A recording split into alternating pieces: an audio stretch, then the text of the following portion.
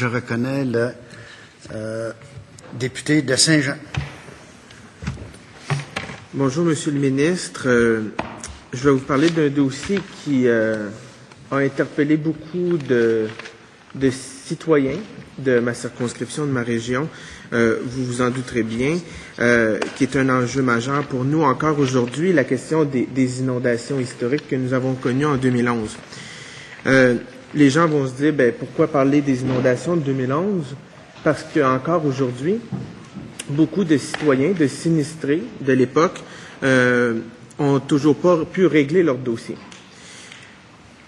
Entre le début des inondations qui a commencé au mois d'avril 2011 et maintenant, on a fait quand même beaucoup de travail.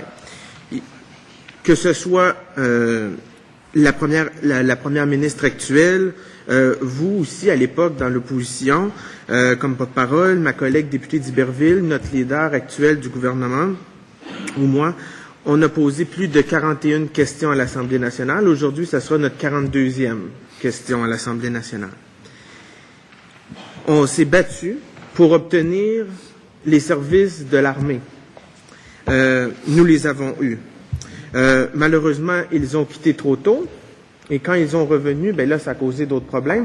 Et là, maintenant, on pourra embarquer dans un autre débat qui fait en sorte que, est-ce qu'éventuellement, on va être obligé de payer pour ça en plus, là, mais ça, ça sera pas plus tard. On a organisé le grand répit. Par la suite, le gouvernement précédent a trouvé que c'était une excellente idée, donc annoncé un octroi à l'organisme Famille à cœur pour le faire. On s'est battu pour l'indexation maximale, qu'elle soit passée de 100 000 $ à 150 000 $. Finalement, on l'a obtenu. On s'est battu pour avoir une indexation maximale pour les mesures préventives, donc pour faire en sorte que nos gens qui luttent 24 heures sur 24 pour faire en sorte que l'eau ne rentre pas dans leur maison ou préserver le plus possible leurs biens, puissent avoir de l'aide, soit pour des pompes, de l'essence ou autre, donc que ce soit passé de 1 000 $ à 3 000 $. On s'est battu pour qu'Hydro-Québec donne un congé de paiement. On l'a obtenu. On s'est battu pour que on puisse accélérer davantage le versement des aides aux sinistrés. Finalement, il y a eu un décret le 26 octobre 2011 à ce sujet-là. On s'est battu pour avoir une équipe spéciale d'intervention, on l'a obtenu. On s'est battu pour avoir une équipe d'accompagnateurs, parce que les gens avaient de la difficulté à compléter. Il faut savoir que beaucoup de sinistrés sont des gens d'un certain âge, ou des gens qui sont pas habitués de faire affaire avec le gouvernement. Ils sont pas habitués, et déjà, ils sont dans une situation de vulnérabilité à cause de la perte de leurs biens, de leur maison, qui est souvent l'essentiel de leur gagne-pain qui a construit cette maison-là. Donc, d'avoir toute la paperasse à compléter, ils avaient besoin d'accompagnement. On a obtenu, avec un décret, le 27 septembre 2011. Depuis, on a continué d'accompagner les gens.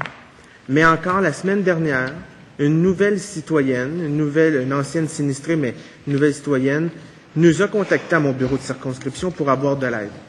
Parce que, aux dernières nouvelles, environ 75-80% des cas étaient réglés. Mais à l'heure actuelle, les dossiers qui restent actifs, c'est des dossiers très complexes. Ils ont besoin d'une aide particulière. Et c'est pour ça que moi, j'aimerais avoir de votre part, parce qu'il y a beaucoup de choses qui se disent, beaucoup d'informations qui sont dites, mais est-ce qu'on peut aujourd'hui avoir un portrait global, un portrait exhaustif de la situation actuelle, de où nous étions et où nous sommes rendus maintenant?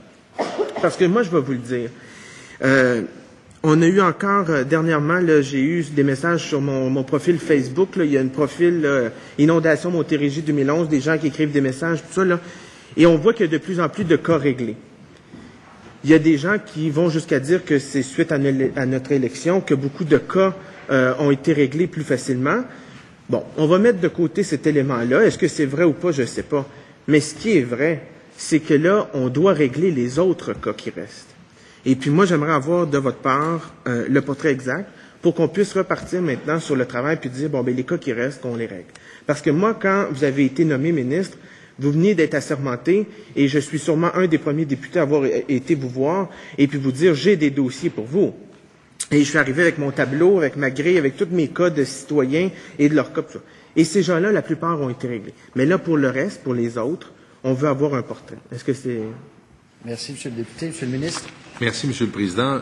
Je veux profiter de l'occasion pour saluer le travail extraordinaire qui a été fait non seulement par les gens de la sécurité civile, par les pompiers, les cols bleus, les autorités municipales, les policiers de la Sûreté du Québec ou des corps de police municipaux qui ont été impliqués de près ou de loin aux efforts visant à venir en aide aux citoyennes et aux citoyens affectés des zones sinistrées du Richelieu. Remercier également les membres des Forces armées canadiennes qui très souvent voulaient en faire bien davantage que ce que le gouvernement fédéral leur permettait de faire.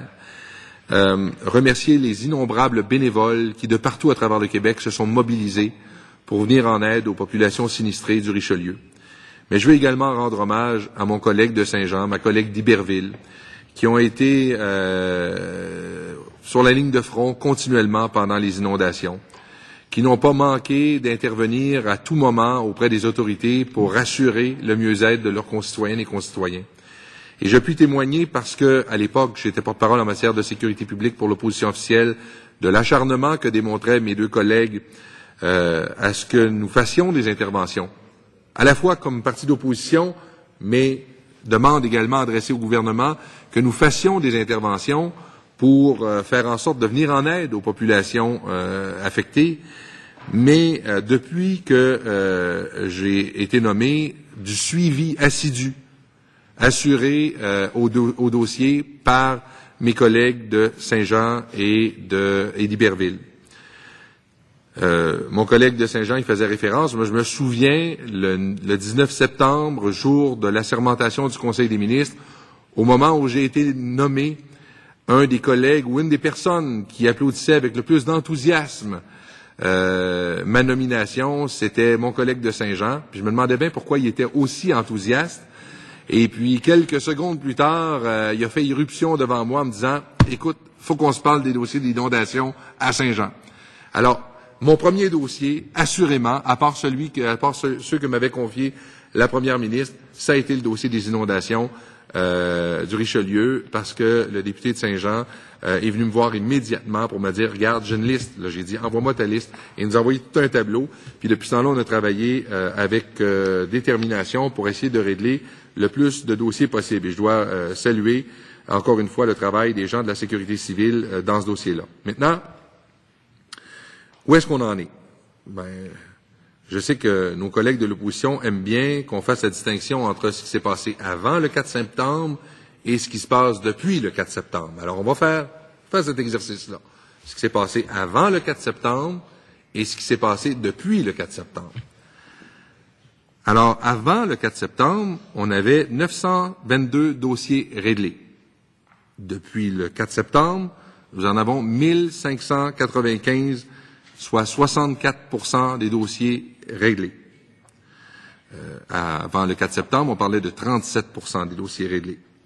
Donc, en moins de temps, on a réglé la moitié plus de dossiers que le gouvernement l'avait fait en le double de temps.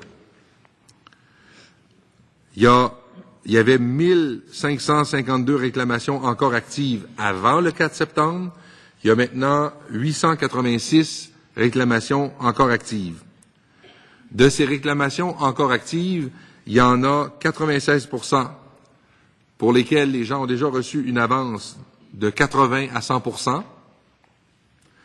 et 3% une avance de 50 à 80%. Avant le 4 septembre, il y avait 22 dossiers restants pour lesquels nous étions toujours en attente de documents. En date du 7 janvier, il reste 6 dossiers restants pour lesquels nous sommes toujours en attente de documents. Évidemment, il faut également considérer que depuis, il s'ajoute toujours des dossiers. Alors, le portrait que je livre là est même pas tout à fait juste dans la mesure où il s'en ajoute. Donc, c'est dire à quel point nous avons été proactifs et nous avons été, je dirais, très actifs depuis le 4 septembre. Maintenant, le collègue de Saint-Jean faisait remarquer à juste titre que les gens pour lesquels il n'y a toujours pas le moindre règlement sont des gens qui, bon, évidemment, dans certains cas, il y a des documents qui manquent, dans certains cas, c'est un peu, on est toujours un peu une zone grise, mais dans d'autres cas, il y a des gens qui sont vraiment mal pris, vraiment démunis. Et très souvent, lorsqu'on se retrouve dans une situation comme celle-là, on ne sait plus trop à quel sein se vouer, on ne sait plus trop par où commencer, on ne sait plus trop quoi faire. Et nous avons eu une discussion récemment, notamment avec les gens de la Croix-Rouge, pour voir comment on peut essayer de travailler auprès de ces gens qui se retrouvent dans des situations extrêmement difficiles. Pour eux, la machine gouvernementale, c'est quelque chose d'un peu abstrait, d'un peu froid. Alors, il faut faire en sorte, effectivement, de donner un côté toujours plus humain. Je dis bien toujours plus humain parce que déjà, là, on a vu ce qu'ont fait SOS Richelieu, on a vu ce qu'ont fait les autorités du ministère de la Sécurité publique et tous les autres intervenants impliqués dans le dossier. Mais je pense qu'il faut effectivement qu'on soit sensible à cette préoccupation que vous avez, Monsieur le député de Saint-Jean.